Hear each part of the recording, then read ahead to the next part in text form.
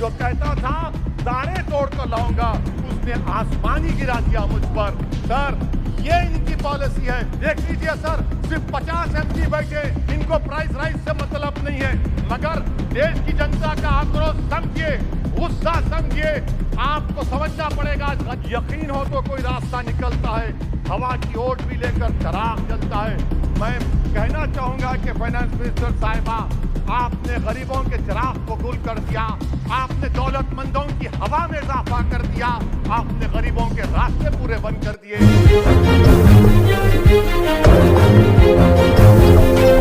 मैं मोदी सरकार से जानना चाहता हूं कि देश की माएं आपसे सवाल कर रही हैं कि आपने उनके मासूम बच्चों को दूध और अंडे से क्यों महरूम करके रख दिया। देश का वो ट्रक ड्राइवर जो नौजवान है आपसे सवाल कर रहा है, उसकी आमदनी 2014 से नहीं बढ़ी, मगर उसके खर्चे डबल हो गए। देश का वो प्लम्बर मोदी सरकार से सवाल कर रहा है कि वो 2 साल से बेरोजगार है, कोविड-19 से कर्जों में डूब चुका और एक गैस का सिलेंडर भी खरीद नहीं सकता। मोदी सरकार से देश की 50% आबादी जो नौजवानों की है, वो उससे सवाल कर रही है कि हम 50% तो हैं, मगर 28% बेरोजगार क्यों हैं? आपने हमारा मुकद्दर बेरोजगार क्यों बनाकर रख दिया? वो आज देश के आंगनवाड़ी वर्कर मोदी सरकार से सवाल कर रहे हैं कि हम 4,500 रुपये महाना में कैसे जिंदगी गुजारेंगे, और साथ ही साथ हमको कहा जाता है कि हम फ्रंट लाइन वर्कर बनकर रहें। देश की माएं आपसे सवाल कर रही है मोदी सरकार से कि उज्ज्वला योजना के सिलेंडर जो 2015 में कीमतें थी वो डबल हो गई, आज वो कीमतों को सिलेंडर को रिफिल नहीं करा सक रही हैं।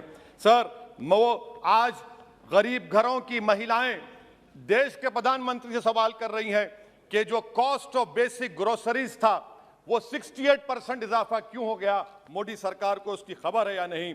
आज इस देश का मजदूर मोदी सरकार से सवाल कर रहा है कि 2015 से उसकी तनख्वाहों में सिर्फ 22% इजाफा हुआ है, मगर price of essential food item से 50% इजाफा हुआ है। सर, देश का गरीब जो आज भूखा सो रहा है, वो देश के प्रधानमंत्री मोदी से पूछ रहा है कि मैं रात में और मेरे बच्चे भूखे सोते हैं, मगर देश में 215 बिलियनर पैदा हो गए, कब तक गरीब का पैसा बिलियनर को जाएगा? वो गरीब मोदी सरकार से सवाल कर रहा है। देश का नौजवान मोदी सरकार से सवाल कर रहा है कि मैं खेतों में काम कर रहा हूं, मेरी तनख्वाह में इजाफा नहीं होता और मेरी उसमें इजाफा होता है। PLFS सर्वे कहता है कि 42% से आज 45.6% नौजवान खेतों में काम कर रहे हैं। क्या मोदी सरकार जानती है कि नरेगा में फाइनेंशियल ईयर 22 में 8 महीने में 90 मिलियन लोग काम कर रहे हैं? क्या यह इकोनॉमी अच्छी है या इकोनॉमी की बर्बादी को बताता है? क्यों आपने अब तक 15 रियासतों को 4,700 करोड़ रुपये बकाया नहीं दिया मनरेगा? सर, वहीं पर एक फौजी टूटे दिल के साथ देश के प्रधानमंत्री से पूछ रहा है कि आखिर आपने 8 साल में देश की इकोनॉमी को बर्बाद कर दिया, इसीलिए आपने अग्निवीर को लाया।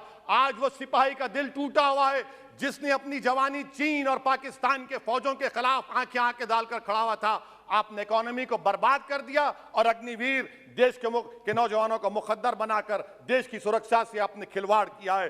देश के मासूम बच्चे जो स्कूल को जाते हैं, देश के प्रधानमंत्री से पूछ रहे हैं कि प्रधानमंत्री जी, आपने हमारे किताबों पर, पेंसिल पर, पेन पर 18% GST क्यों लगा दिया? सर, देश के इकोनॉमिक एक्सपर्ट्स प्रधानमंत्री से पूछ रहे हैं कि हमने कानून बनाया कि कंज्यूमर प्राइस इंडेक्स 2 और 6% के दरमियान होगा, आखिर क्यों वो 7% हो गया?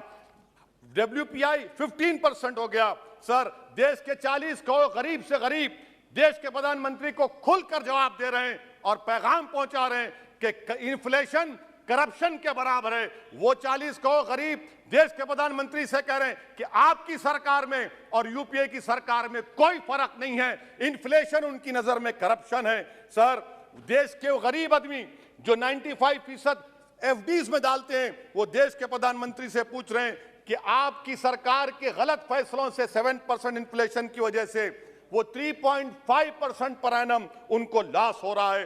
सर, वहीं पर देश के गरीब प्रधानमंत्री से पूछ रहे हैं कि हम आपकी गलत पॉलिसियों की वजह से आटा, बिस्किट, टूथपेस्ट कम खरीद रहे हैं।